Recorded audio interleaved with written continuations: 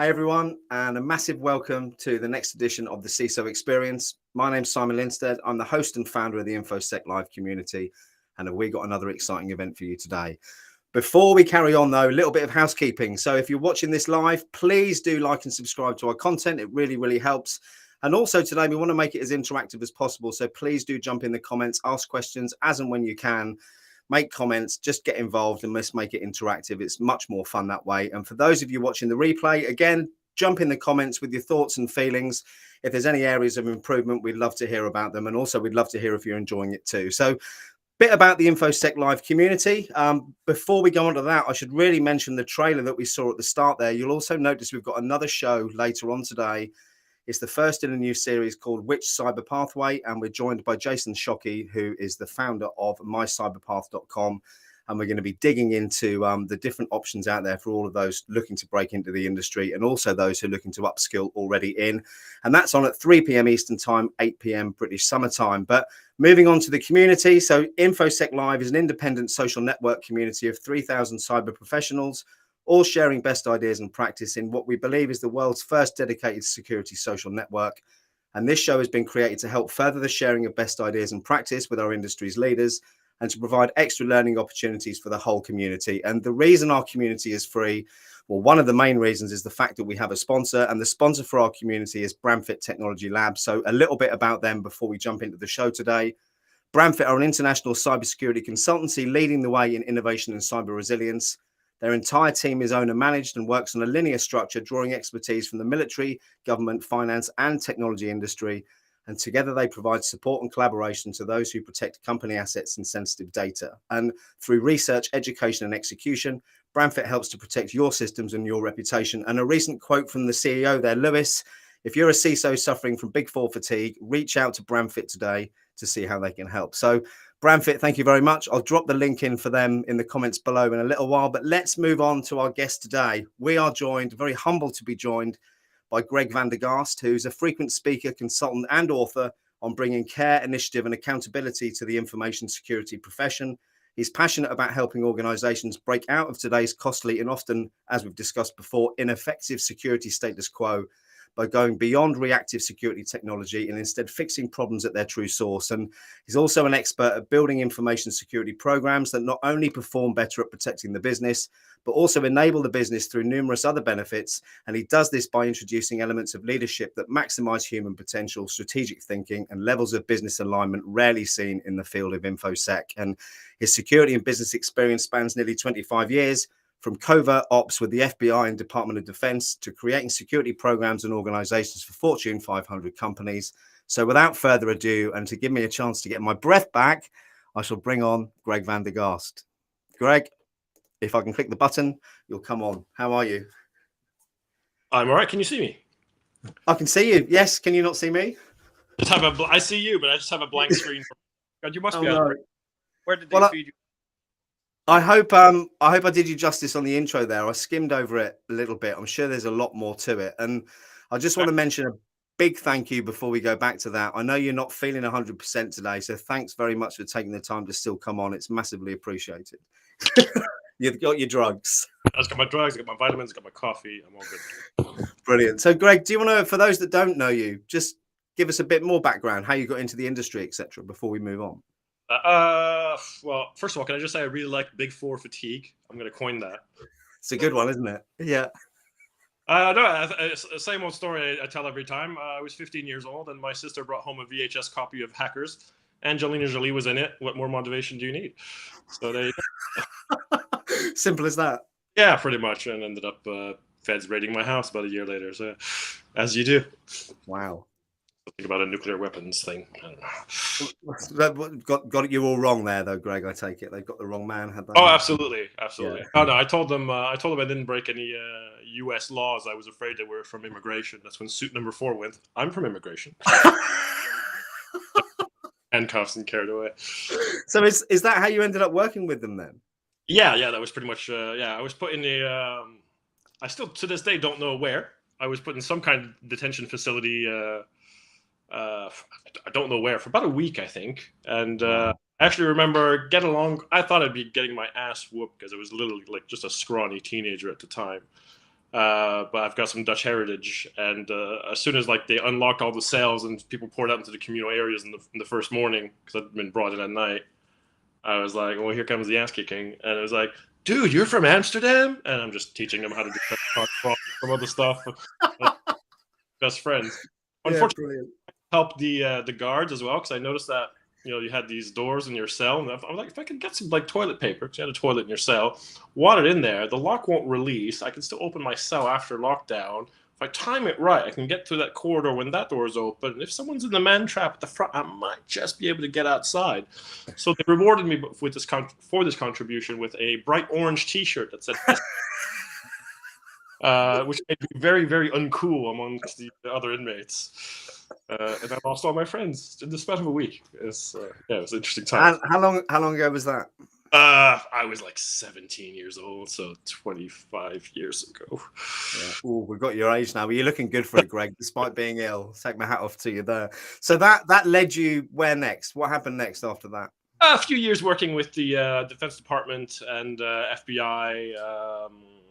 Weirdly, like undercover, but you would think it wasn't just behind a keyboard. There was some actual, actually like meeting people, doing counterintelligence, everything from kind of arms trafficking to just big high-profile hacks. I think like eBay was one at the time. Attorney General Janet Reno vowed that they'd get the people behind that, and a bunch of stuff, some in the field stuff, get to like aerial surveillance, wearing microphones taped to your testicles, interesting stuff. Wow, that Yeah. sounds exciting.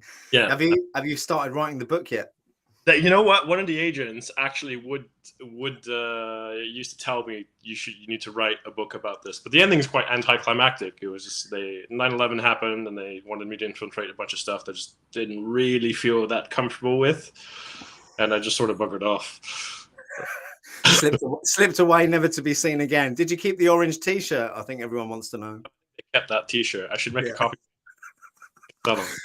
So what happened next?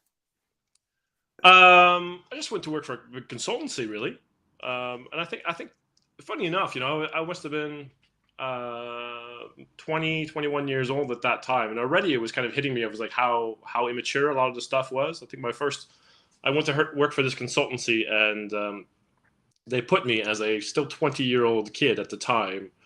They dropped me off at an Air Force base in the Netherlands because they lost the authorization to operate the network after an audit. And I'm just sitting there in this room, like listening to these people discuss how to secure this and that. And I'm like, well, all this stuff is going over Telnet. And I must be stupid. Why don't they use SSH? And after about 5 minutes, I'm like, can I ask a stupid question? Why don't you guys use SSH? And they're like, what's SSH? But to this day, it's still the lack of, I think, awareness is still quite surprising. I think that is one of the issues, or one of the themes that's come up on every single one of these. I think this is the 14th episode of the CISO Experience now. And despite the fact of all the marketing budgets going towards silver bullet solutions and plug-in stuff, I think we all know really where the real issue is in the industry, and that is education and awareness. That's my opinion anyway. Yeah, I think so. I think, back then, I'm talking like military context, you've got, people my age now, that's how old they were, working government jobs, sysadmins have been doing that stuff for 20 plus years. They just didn't bother learning anything new. And that was the kind of culture that caused that. But nowadays I see it with, young 20-something-year-old developers who have no idea architectural standards, how to code securely, how to properly protect privilege or memory space or any of that technical stuff. So I think it's very, very geeky here. But ultimately, like if you're building building blocks, you have to understand, how this stuff is going to interact down the line.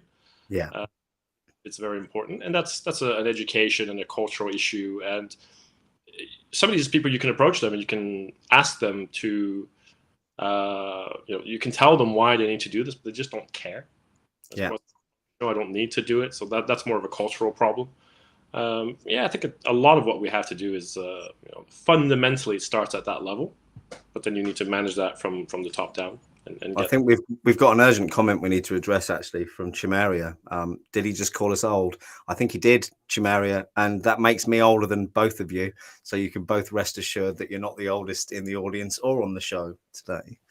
I see Dr. Mike Brass. Hey, Mike, hope you're well. Jumping in. My favourite remains your analogy, production line coming out of the something story window. You're going to have to tell us what that is quickly, Greg. It's actually the third story, Mike. Nice to see you. So basically, that's my analogy for the state of the information security industry as we have it today. Now, I've got two analogies, and the one is the electrical junction box, which I've not used in a while, but I was actually updating my book the other day, so I caught it again. And so much in the information security industry is basically the junction box, the electrical junction box in your house blows up. So what do? Well, you call an electrician, and the electrician comes, like, yeah, this is toast. I need to build you a new one. And he does that, and then a week later, it blows up again. It comes back again, yeah, it's toast. I'll get you a bigger, beefier one. Costs twice as much, but this one lasts a month. A month later, it blows up, it comes back. Okay, we'll get you an even bigger one. And this cycle repeats itself until you've got this massive, absolutely industrial strength, obviously quite expensive junction box. But it only blows up once every couple of years. Result. And then you got somebody else comes in who's not an electrician, and he looks at this, and after 5 seconds, he turns around and he just goes, how long has that water pipe been leaking on the junction box? We're so myopic in our thinking about how we deal with information security that we miss these really, really obvious things all the time. And that's where the car analogy one describes more the industry as a whole. And it's always, to me, it's like you have this car factory, and you've got a building and you've got a parking lot. And the cars are being built on this assembly line. It's got maybe 100 stations. And then eventually it goes up. I would say the third floor, Mike, but we'll go with second floor today. Well, eventually the cars the cars are complete, pretty shiny, beautiful cars. And then they get pushed off the assembly line, except they get pushed off the second floor. So by the time they land, they crash into the parking lot, and then they are a mess. And then someone needs to take, we'll pull this aside because there's another one coming down in a minute, and every minute after that.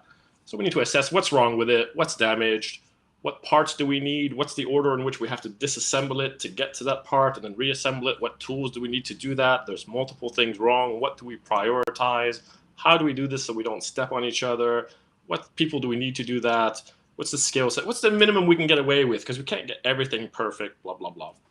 And then we get some, we develop some standards for this, and we get some auditors to make sure we stick it to the standards, and then we get some vendors in to make sure to sell us better tools to do this more quickly, blah, blah, blah. And before you know it, you have this massive ecosystem, and every minute there's another one of these cars in smashed condition.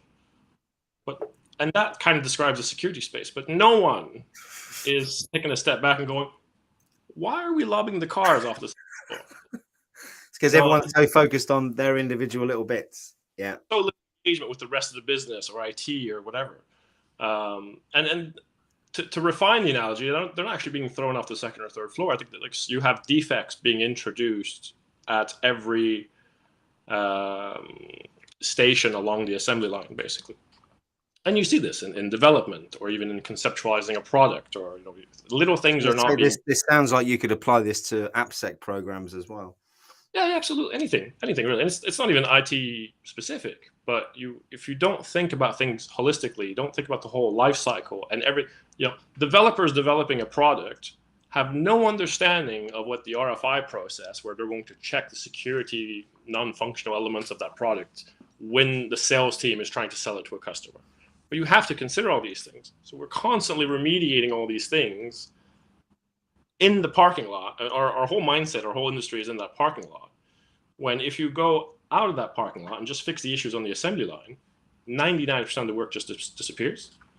And that's when I hear that, we have this cybersecurity skills gap, there's massive shortages in heads. Do we really? If you want to do that, then yeah, because that's a never-ending cycle, isn't it? And then we discriminate against people who don't have 5 years experience doing that. But if I hire people who have no idea how to do that, they show up at the parking lot and they look at me with that same stupid face that I had at that military base. It's like, I'm really sorry to ask such a stupid question, but why are we lobbing the cars off the second floor? Yeah.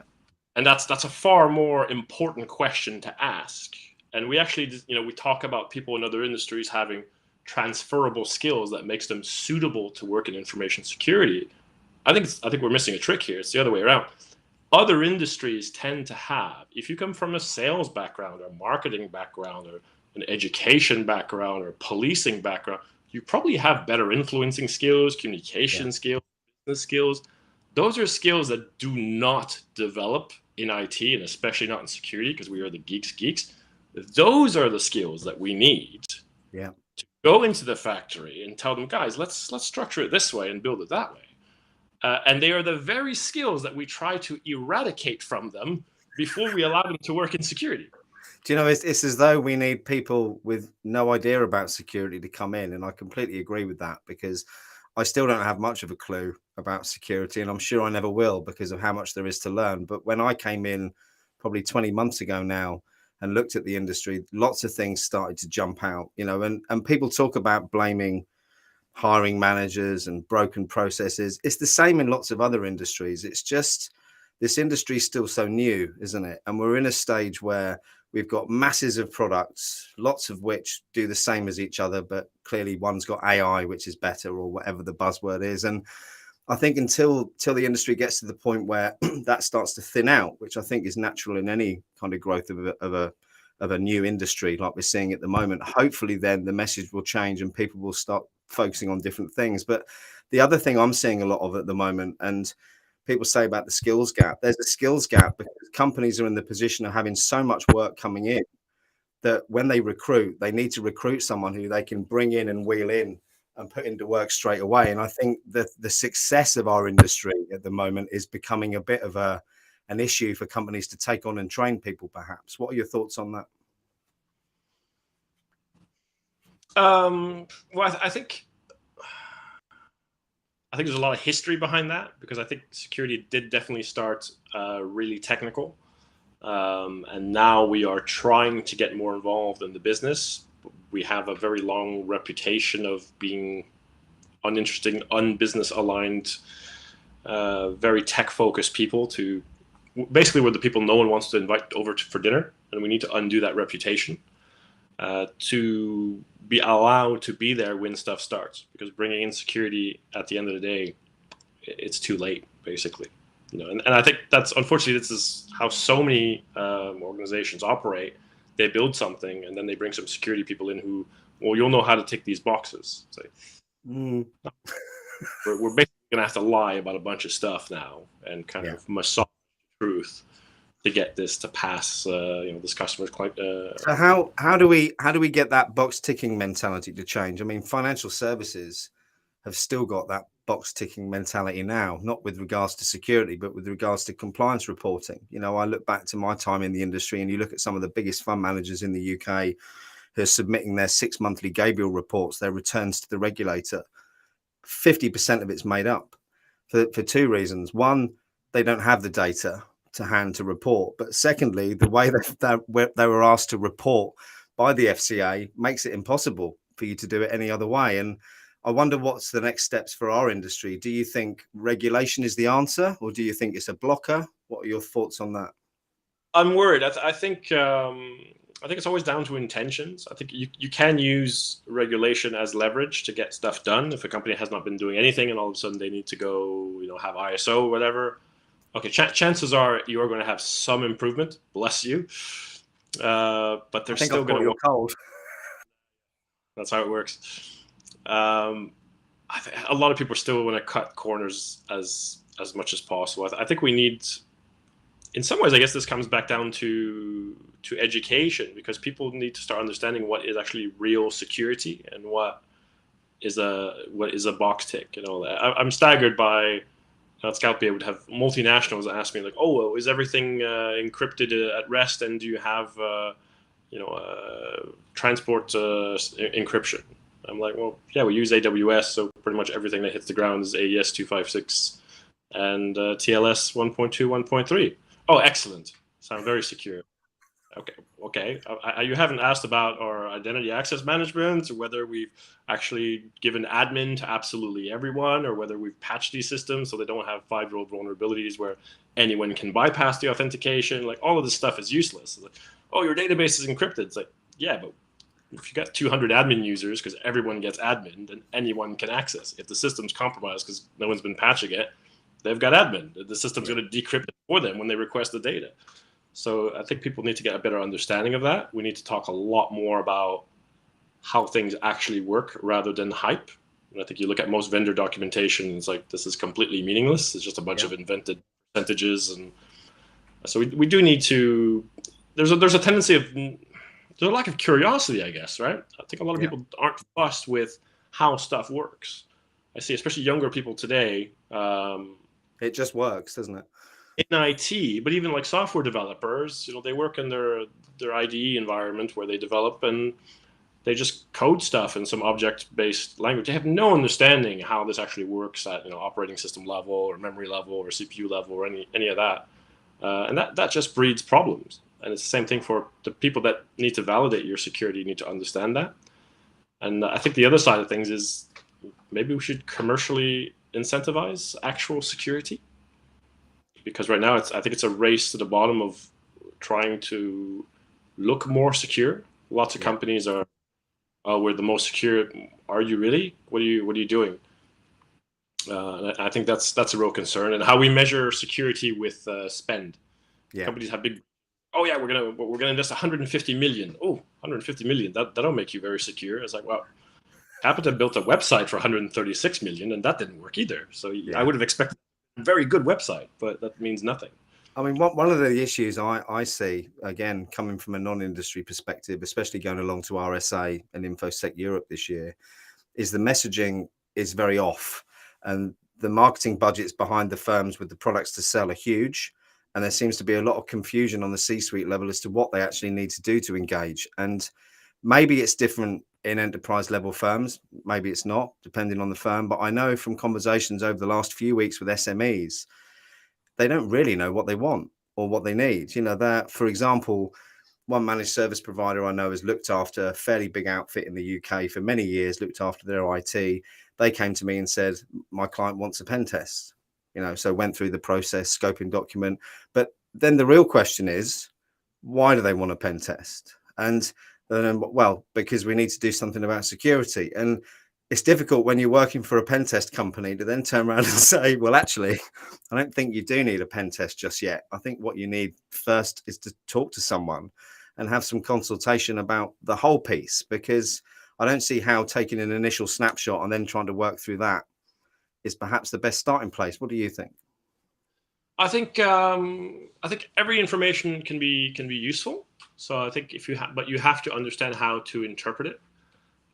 So for example, if I see a pen test report and we have a bunch of vulnerabilities, to me, it's not about, okay, we've got these 65 vulnerabilities and we need to fix them.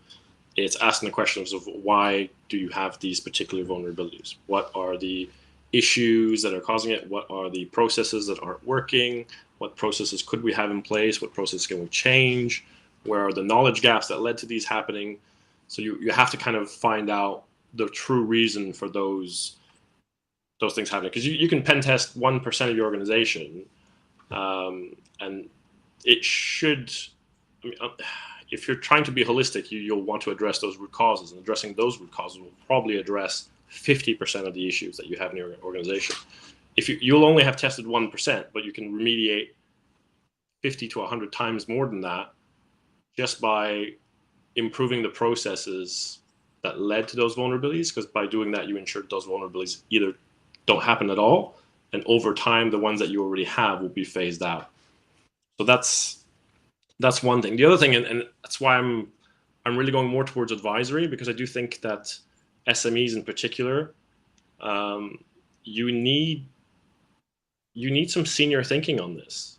But I think it's very challenging, because you have that pivot point where a company has 50, 100, 150 people, and they're not ready for a CISO, or certainly not a senior CISO. I think there's a lot of CISOs out there who, they're not C-level. They don't have that strategic business thinking. They don't have the engagement. They're still very much about techies. They don't understand business. So I think it's very important to have that seniority. You're better off having that seniority of knowledge part-time than having less senior knowledge full time, because it's just going to lead you astray. Okay, so that I think leads me into the question. So for SMEs out there who are looking to engage, they're driven by compliance, perhaps it's an insurance requirement, who's told them they need a pen test. What would your first steps be for them? They haven't got a CISO, they've got no security department, absolutely nothing in place. What do they do first, Greg? I would get an outside advisor if I could, to be honest. I think there's a few good ones out there. I won't name any here, but I'm starting to work with one soon, hopefully. And I think getting a certification like ISO or NIST or SOC 2 even is not a terrible place to start, but it's not really a holistic way of looking at it. What I find is a lot of places all of a sudden have a business need for it, as in the customer has asked for it, otherwise they're not giving you their money. They implement it, and then they realize they're not really maintaining it. It doesn't maybe cover everything, and then afterwards they start going a bit more serious, which is quite funny, because you get the certification that attests that you've done security, but really all it's done is make them realize we don't really do it. It's opened up a can of worms, is what it's done. Yeah. So would you say, sticking on the penetration testing point then, one bit of terminology you hear a lot about now is purple teaming. Bramfit Technology Labs, who I work with, they are big into purple teaming. So it isn't just coming along and telling you what's broken and what needs fixing. It's working with the clients to then remediate and help them moving forward. Do you think we need to see a change in how that happens and more firms to adopt that process? Or do you still think there's going to be that time and place for the snapshot in time approach? I don't want to speak ill of your sponsors. No. Be honest, please. No, but I think obviously that is one vertical, and that's the pen testing, the blue team, red teaming stuff. I think it's especially because you are in that kind of parking lot where you are a SecOps function. You're talking, if you're talking penetration testing and blue teaming, you've been handed something, you've been handed this infrastructure, and you're charged with defending it. You've not necessarily had a chance to build security into it. That's your lot. This is what you've been handed.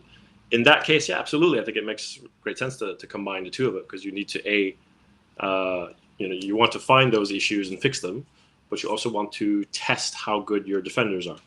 Yeah, I think very, very nicely avoided saying anything bad about the process there, Greg. And I should probably mention that Bramfit do offer the advisory piece as well. So, for example, without dropping names in, they look after one of the biggest energy clients in the UK. And not only do they do technical testing for them, but they have people embedded in the compliance team, in the developer team. So it's kind of a security culture embedded rather than just those one-off tests, I suppose, is the point I was trying to get to on that. And it's, it's a necessary function. I mean, I would never say don't run any SecOps. I think the worry I have is that we are running way too much of it at the expense of everything else, which is why the demand for pen testing and purple teaming and all this stuff is just going up and up and up and up and up. But I can't even think of, what do you call a person in security whose job it is to, go to the business and fix root cause issues. We don't seem to have a title for that because it's not a job that exists. That strikes me as odd. But is that where people like yourself and other CISOs rely on those, I suppose, relationships you have with people who are technical in different areas? Because a lot of the CISOs I've spoken to seem to have embedded relationships with independent people who know particular areas very well that they draw on for expertise. Yeah, I mean, it's no different than your own internal team. It's I have. If I walk into a place, I figure, okay, where are we? Where do we want to go? How do we get there? What skills are we going to need to get there and to maintain that state? And which one of these is it worth hiring full-time people for? And which one is it better just to outsource and delegate to others? So it's kind of like your skill set toolbox. Yeah, absolutely. And you definitely have some favorite providers. And after a decade or two in the business, you know who does a good job and who doesn't. Yeah, I suppose you get to know, don't you? And I suppose it's difficult with the influx of new providers from the plug and play section is to know, keep on top of that. It must be a full-time job, keeping up to date with what's out there. Okay, before we move on to the two questions I've got, one is talk about the challenges and one is about successes. I see William's just jumped in with a question. which is, what's your view on e-learning security awareness training versus in person? It's a good question. And how often do you feel the exercise should be run? Good question. Thanks, William. Oops. I just saw Mike post something deliberately provocative, but let me answer the question. not you, Mike, surely. Yeah. I think e-learning can work. I think in person is always going to be better. But I think it really depends on, what's the culture, what's the engagement, is the person doing the live presentation, do you have a good relationship with these people, will they listen to you? And I think that's where e-learning can sometimes fall on its face a bit. E-learning also needs to be quite tailored. That's one thing that e-learning rarely does. It's a lot of basic stuff, but it doesn't necessarily relate it to what they actually do day to day. And I think that's both more relevant, but it also really helps make it more impactful and easier to remember. Yeah. I remember this one example where I was working at Capita, and there was a guy in a call center, and he had a hearing aid, and he could plug this hearing aid directly to the handset via a Bluetooth connection, but he wasn't allowed to because that was a policy violation.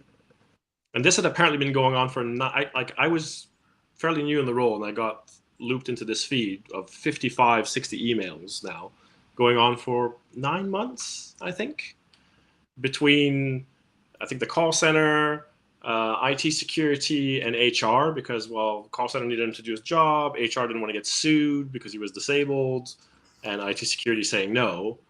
And I was like, well, how does this device work? Has anyone actually spoken to him? And no one had. So I just said, look to a supervisor, have him bring it in tomorrow. Give me a show and tell, 10 minutes, at 2 p.m. So I went to see the guy. This was in an old mill, stone walls this thick. He's surrounded by people who could overhear each other with credit card numbers, and anyone could take notes and this and that. So I was like, I don't really see how this is an additional security risk. Really, it's like, yeah, it's fine. So you can use it. I'll write you a risk exception by the end of the day. And what really struck me was that department, or his first interaction with me, but it was also the first interaction, well, not interaction, but the first time they saw me, the 20 other people around his desk as well. And they'd seen him struggle for 9 months to understand, to hear on the phone. And then you just come in and you solve a problem for them. Just to show that you took the time out, you went to his floor, and you solved that problem. And what was interesting is that people started being very friendly and greeting me. And then even people who weren't there, they saw other people being friendly and greeting me because they saw other people do it. And it's a call center, so you have a lot of GDPR issues, violations, a lot of stuff being. Violations of GDPR violations went down 32% the following month without doing anything else, just because we put a face on security and they realized this is someone that cares about us. Yeah. So having that kind of relationship where what you say means something because they care, they know you care about them. I'd like to say it's because you had a common sense approach as well, though, Greg, which is often missing. Yeah, but I'm telling the story here more from the standpoint of, if you're going to do training, that perception between how they perceive you and how you treat them is very important. There's still a lot of elitism where you have in-person training and it's kind of like, listen, stupid user, don't do this, don't do this, don't do this. That's not going to work. So it's not just the versus online. A lot of it has to do with the rapport that you build up with the people you're talking to.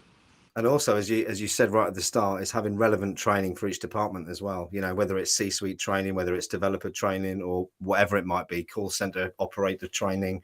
One size fits all, I think, doesn't work. That's my opinion. Yeah. If 2/3 of it is not relevant to them, they're not going to pay attention to the 1/3 that is. No. Well, let's move on to the provocative. Nearly said something else then, Mike. Provocative Dr. Mike Brass. Deliberately provocative, in fact. Do you regard cybersecurity as effectively IT security and information security as the overarching umbrella? That just sounds like a bunch of labels, Mike. I'm sorry. Do you know, the thing is, Mike, I did a post yesterday about this, about terminology, and there seems to be loads of squabbling about what means what in the industry. And I agree that we need to have some kind of common framework of understanding between us. But surely the real answer is the terminology we use needs to be related to the people we're talking to, doesn't it? Yeah. Sorry, Mike. I don't really have an answer. I feel like it should be. I think it should be everything, and I feel it should be. I think security. If I think like chief information security officer, I'm thinking I'm doing everything that has anything to do with information security, and that can include revenue for like security companies that sell security stuff. Yeah. Part of the CISO's job is to make money. Yeah, Uh, absolutely. Part of the sales process. but there's no reason why. Yeah, Mike, why'd you even ask? Come on. Like you said, deliberately provocative. Yeah, um, there's no reason why like a non-security company can't leverage security to make money as well as a brand value. If I sell you two products and they're the same, but it's like this one's secure, this one isn't, well, you're probably going to choose the secure one as an added bonus, right? Yeah. That's part of it as well. So like at Scoutbee, like marketing or security, that's me. Like I was constantly working with the CMO and the marketing department and making security one of our brand values. I was talking to, I think I gave you this example when we first spoke. I had an interview with John Lewis, and yeah, sorry, I'm just being interrupted by Mike's comments. Yeah, I get it, Mike. Stop. People need to stop nitpicking and just do shit. Yeah. Well said. I was having a chat with John Lewis, and the security strategy is like, well, our areas of concern are like point of sale devices, this and that.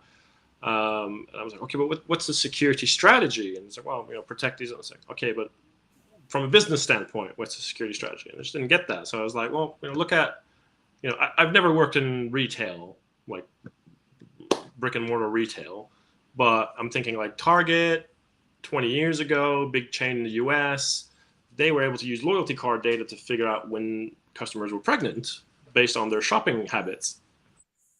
And I'm not talking like they bought baby strollers and stuff. I'm talking like the chocolate uptake went up slightly or something. And they started marketing to these pregnant women because pregnant women spend a lot of money, like all the baby supplies, the maternity clothes, the diapers, the food, the cribs, the swings, all this stuff. And a lot of people actually got really offended because they got these marketing materials and they didn't know they were pregnant yet. Target had figured it out before they did. And this was 20 years ago. This was before there was any cloud. There was so little data, and data science has advanced tremendously. And it was a golden ticket for them. And now there are memes in the States about men forming clubs outside of Target because their wives will spend hours in there. Like they have completely captured the women. Like I lived in the States 20 years ago, and it was not a woman's store, but now it is. So I was like, why don't look, John Lewis, you're a retail store. Let's be honest, you're a little bit on the back foot. Like you need to find a way of capitalize on data to optimize your sales. So you need to get people to trust you to give you their data. So I think that needs to be part of your branding. And while you're at it, why don't we take it the next step? People pay like $9.99 to Equifax to monitor their online identities and passwords and stuff every month. Why don't you offer that service for free? That way it goes from being, oh, I shouldn't give you my data to I'm being savvy by giving you my data because you're going to monitor it for me. So now everyone's giving you their data, and you can do very, very, I don't know about the ethics of this, but you can do that very targeted way. Well, that has to do with information security. So as a CISO, that's part of my job, to come up with a commercial strategy to leverage that. But so few people are doing that. And we're leaving a lot of stuff on the table. And somebody else asked about reporting lines and stuff. And I think once you start being more commercially minded like that, once you start talking about security as something that can augment the brand value, that can augment revenue, I think security can really, if you're fixing the assembly line, security becomes a quality function. So you start identifying waste, you start increasing efficiency, you actually save money. So you're improving the top line with revenue, you're increasing the bottom line through more revenue, but also higher efficiency. You are becoming a quality function and a business function. And now you're starting to work directly with the CFO because he's interested. Oh, you're adding to our revenue stream. And once you start operating at that level, then it's a no-brainer to report to CEO or COO rather than CIO. And I think doing that for the business gives you so much more traction and involvement. And once you get involved in those elements, once you start seeing how the operations people work, how the marketing people work, how the sales people work, you become aware of a lot more stuff than you would have if you were stuck in the IT department. And you start identifying more risk. but you're not there for the risk. You're there trying to contribute to the business. But obviously, our mindset is somewhat about risk. So you end up actually discovering and being able to address a lot more risk by being business minded rather than risk minded. That's the analogy. I think I said this to you when we first spoke as well. Is like your 13-year-old daughter who wants to go to the festival, and as a security professional, i.e., parent/father, you say no, bugger off and do it anyway, and hate you for it, which is pretty much how it feels about security. So it's an apt analogy. But if instead the whole time you're contributing, you're identifying what their hobbies are, you're supporting them, you spot talents, you help her develop them, you're always there for her. Then she's going to ask when the festival comes around, like, will you come to the festival with me? Because you've got that really good relationship and you've always been there. You've not been a naysayer. You've been contributing and all this stuff. And then you get to go to the festival with her. And the whole time you are with your daughter, you are obviously still protecting her. It's just not the key number one thing we talk about up front. It's in the background, but it's still being done. And you're able to do so much more of it because you're being brought into more places more of the time. And I think this goes back, going back to the question, which was about about reporting, whether CIO or CTO, and you look at what the Security and Exchange Commission are proposing in the States, that you have a CISO on the board. Now, I don't think that's going to solve it, because it's all right putting a CISO on the board, but if they haven't developed those relationships, built those relationships, and got the trust of everyone, it's just going to be someone sitting there that people ignore at every meeting. My opinion. I think every CISO ultimately should have an MBA. You should know about marketing, you should know about sales, you should know about business, you should know about operations, you should know about IT. It matters. I think if you want to be serious about having that C-level title, and for it to be a true C-level title, then we have to do those things. It's the biggest common theme that's run through all of these shows now, is the fact that the role is changing, and it has changed. It's gone from being that very technical focused role to one more of sales enablement and people development and relationship management and building. And while we're on that, motivational vibe, I'm sure that's not your real name, but you can tell us what it is in the chat if you like, but has asked if you could provide some nuggets for someone working towards career development from security engineering into CISO. I suppose maybe we've answered that already in a roundabout way. Yeah, I'd say pick up a personal MBA book, or anything you can about the type of topic that management would speak about, and also start thinking about, because you're kind of stuck in engineering, but start thinking about business process. Start thinking about pick a department in your organization and think about everything they do with IT systems, data, and the whole workflow, and how you would protect that every step of the way, how you would train that, repeat that with every department, and just kind of create that in your head, and that will give you a pretty good insight of what your job should be, really. I think definitely, and it's finding out more about how businesses work and focusing on that. Whether you can do an MBA or not, I think spending the time to see how businesses function, what drives the decisions, and every business will be completely different. They'll all have the same driver, which will be profit, but that will be derived from different means. And I'm not on commission, but this book, I'm really not on commission. Christian, if you're watching this, maybe you should put me on commission.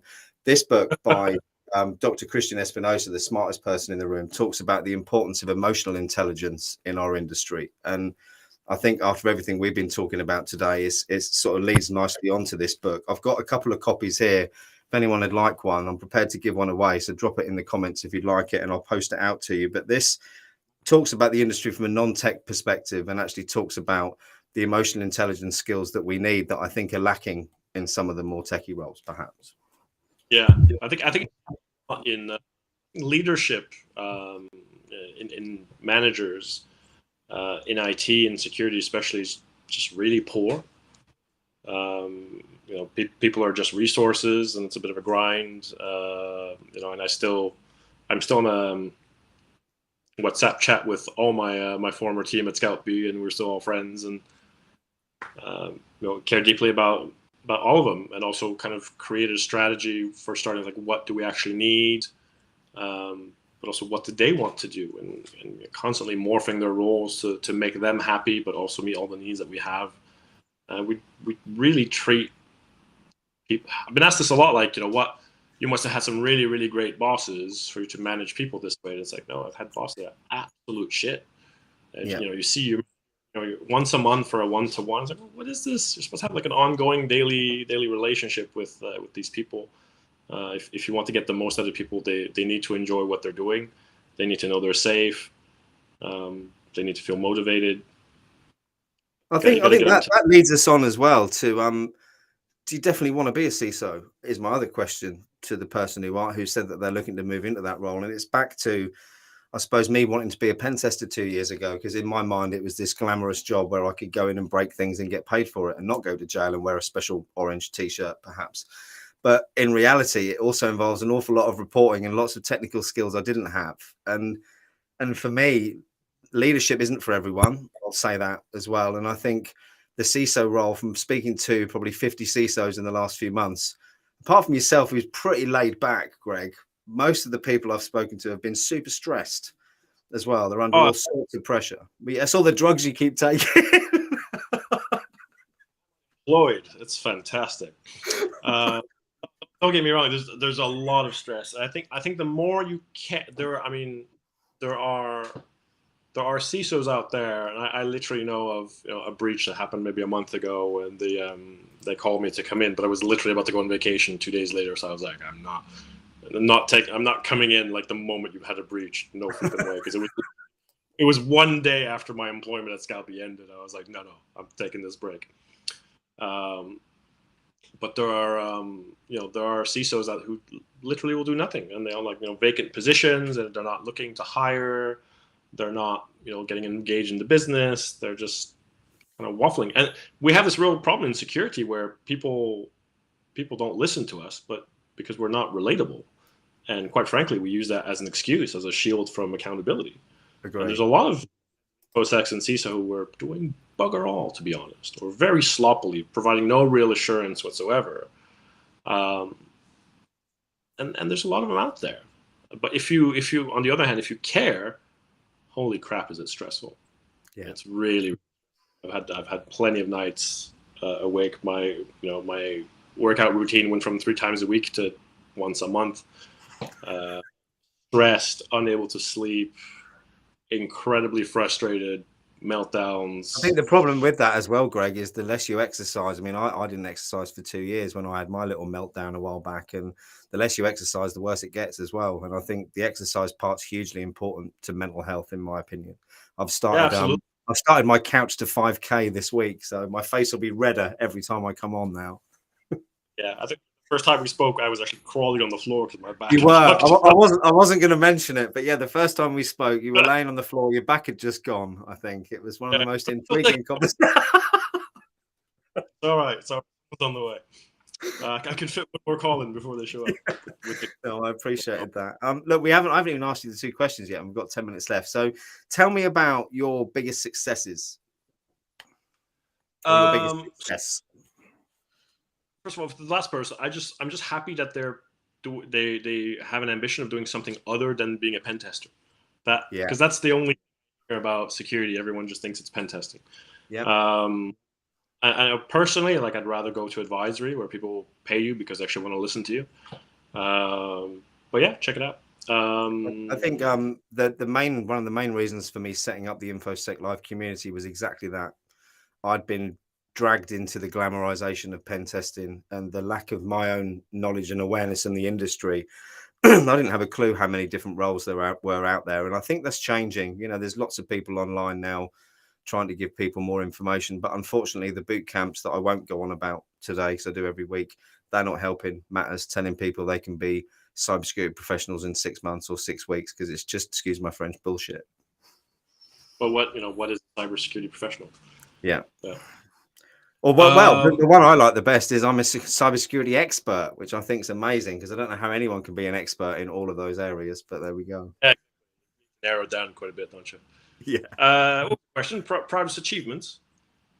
Yes. I think I'm going to say I'm proud of the kind of programs that I build. I think they're a lot more pragmatic. Unfortunately, they're also at the whim of politics and leadership changes and that kind of stuff. So I think the one thing that really lasts for me and is by far the most rewarding is the people development side. I've been foolish many times. I tend to hire on a whim. I think most of the people, the entire team I brought in last time around, I think half an hour on the phone with all of them. Not really any technical questions or anything like that. Just get a vibe for who they are. And a lot of people try to do like employer branding and like, oh, make it look like a great place to work. And I'm like, listen, it's a shithole. These are all the problems we have. I think we're gonna fix it. I reckon you could maybe play a role in this part of it. And I'm like, yeah, awesome. That sounds like a good challenge. Sweet. That's how you get the best people. Honesty is the If best you policy. Yeah. give them a challenge and see who rises to want to take that challenge instead of making everything look perfect and then they're disappointed, because you're only going to attract people who want a perfect workplace where they got no problems to solve or nothing to do. No, I want problem solvers. I'm super proud of that team. I've had moments where they're just talking to each other on calls, and I'm just sitting back and in my head is like, how am I ever going to rebuild something like this?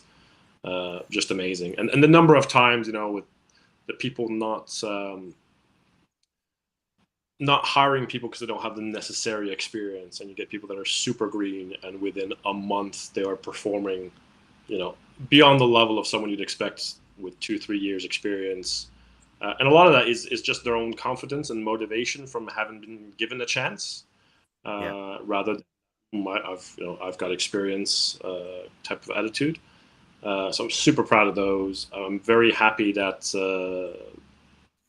you hire people who are green that literally no one will touch. I've had recruiters give me candidates for free because I can't pitch them. They've got no experience, and I'll take them. And like 6 months later, they're getting poached at like 3 times the salary. Do you know what? If employers and recruiters could see inside the InfoSec Live community, I'll give you one example. So we run the odd OSINT challenge. I'll find a random picture, put it up, and people will dig around and try and find out where it is. And we do that quite a lot. And William Taff is in the audience. He referred across a young lad. I think he's 19. His name's Ephraim. Comes from Nigeria. He's been doing a degree, finishing his degree off over here with his family. This lad is amazing, right? He's got no experience, but he has nailed every single challenge we put on there, beating, industry professionals who've been doing the job 10 years. Someone else, James Lee, he put another challenge on there yesterday, and the guy solved it in half an hour, but he'll struggle to get a job because he's got no experience. But he will pick anything up. Like you said, if people have got the passion, the determination and the will to do it, I think those skills are much more sought after and valued than people who've already got the bits of paper. Person. And then, and you do have a few hiring managers who are like, yeah, I recognize it, but we have this HR process. Sorry. And it's like, well, go tell your HR to, Yeah. I think most of my team, like I said, we had a 4-interview hiring process. And I had them all on the phone for maybe half an hour. And I just sent them a video on WhatsApp of me clicking skip, skip, skip, skip, proceed to offer in the HR system. And that was that, Job done. It literally, we went from nothing to a team of 6 in like 3 weeks. And how many of those 6 have you got left now? Unfortunately, the entire team has moved on because due to some unique circumstances, they decided to just get rid of the security function. But the team was still together before that happened. The team, yeah, absolutely. Yeah. I'm other than one person that we lost because of long COVID. They basically were not working. 100% retention. Yeah. Well, no, except for one exception because they offered him double the pay.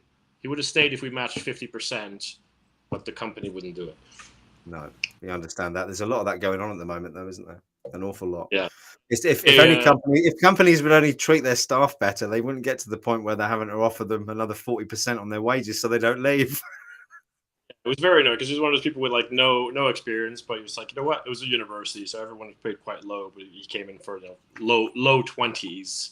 Yeah. But like 6 months experience, people were offering like 45, and he's like, look, I've done you a favor, employer, by getting these people in really, really, really, really cheap. They're like 50% below market.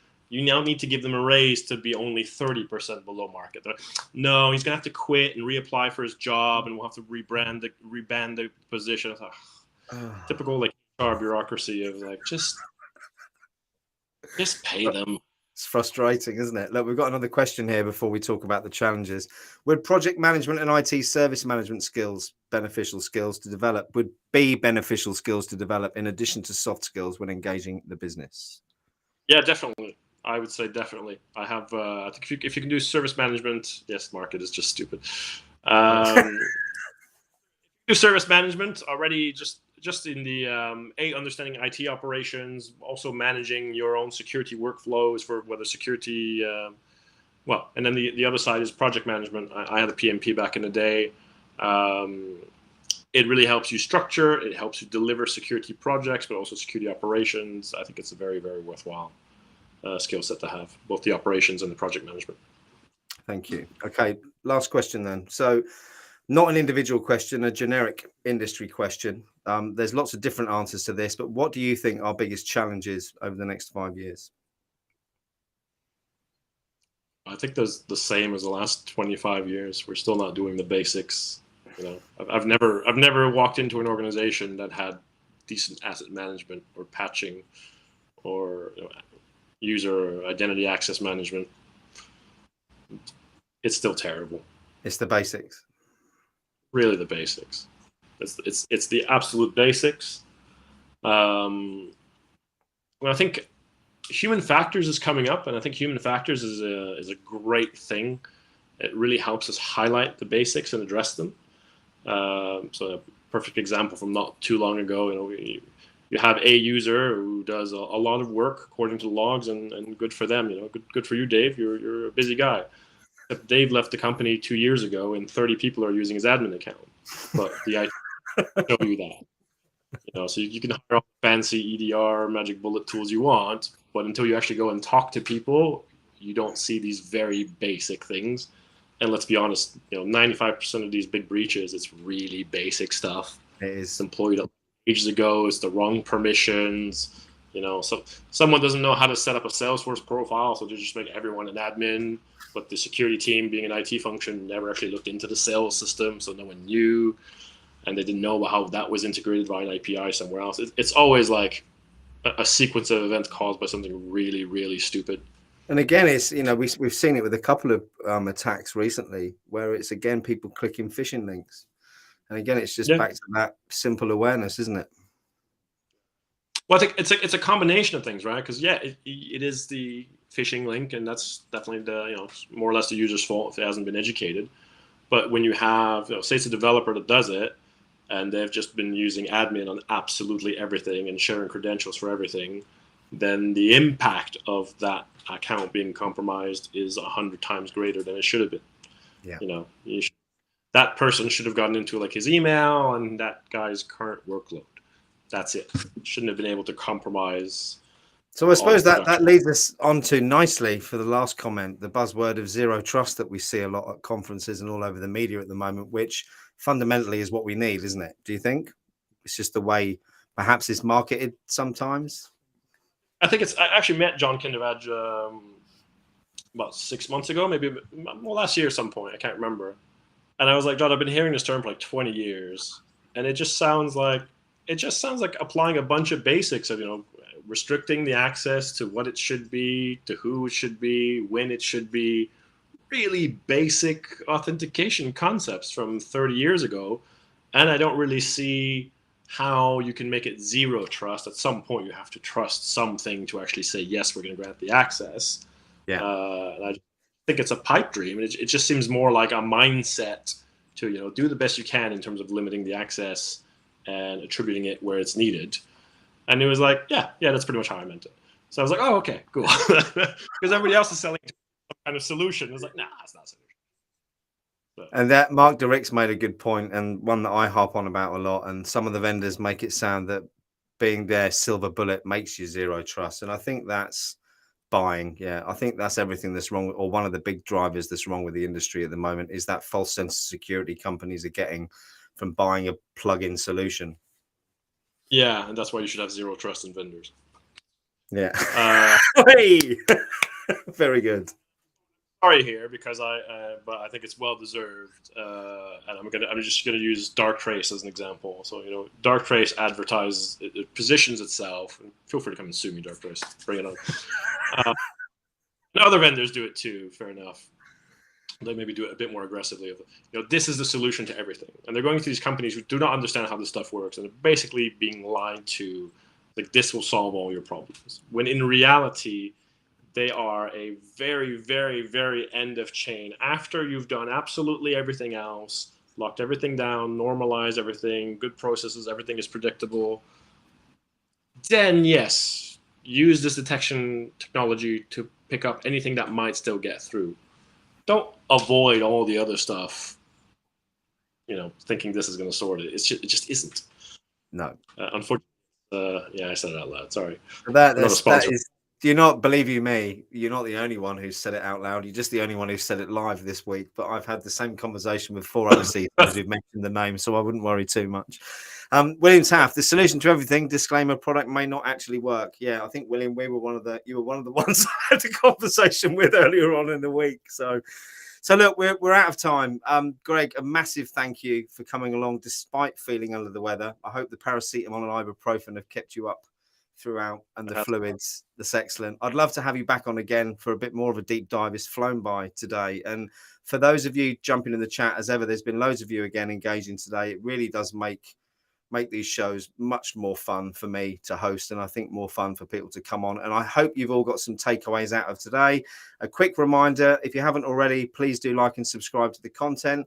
Massive thanks to Bramfit Technology Labs for the sponsorship. And the last points are another live stream later today, 3 o'clock Eastern time, 8 o'clock British Summer Time. We have the first of a new series, Which Cyber Pathway, with Jason Shockey, the founder and also a CISO of a financial institution in New York, who put this platform together a couple of years back now to try and help people work out what jobs are the best ones for them in the industry and then provide you with a pathway.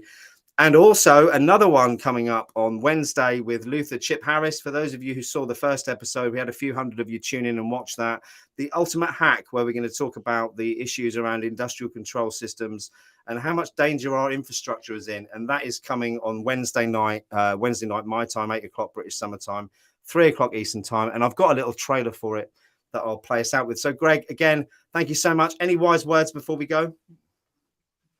I don't have wise words ever. I just want to say, I know there's a questions I didn't get to answer, but please feel free to connect with me on LinkedIn. And yeah, unless you want to answer it now, Greg, if you've got a couple of minutes, let's just do it one-to-one. Let's do it later. All right, yeah, please. I did drop Greg's LinkedIn in the chat, so for anyone who wants to connect, please do. Likewise with me as well. Thank you so much, everyone. Here's a trailer for Wednesday. See you soon.